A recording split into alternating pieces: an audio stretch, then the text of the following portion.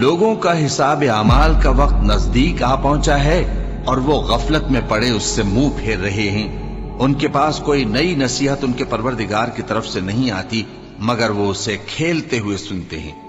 ان کے دل غفلت میں پڑے ہوئے ہیں اور ظالم لوگ آپس میں چپ کے باتیں کرتے ہیں کہ یہ شخص کچھ بھی نہیں مگر تمہارے جیسا آدمی ہے، تو تم آنکھوں دیکھے جادو کی لپیٹ میں کیوں آتے ہو؟ پیغمبر صلی اللہ علیہ وآلہ وسلم نے کہا کہ جو بات آسمان اور زمین میں کہی جاتی ہے میرا پروردگار اسے جانتا ہے اور وہ سننے والا ہے، جاننے والا ہے۔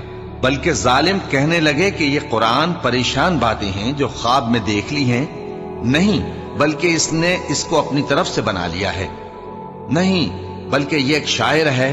تو جیسے پہلے پیغمبر نشانیاں دے کر بھیجے گئے تھے اسی طرح یہ بھی ہمارے پاس کوئی نشانی لائے۔ ان سے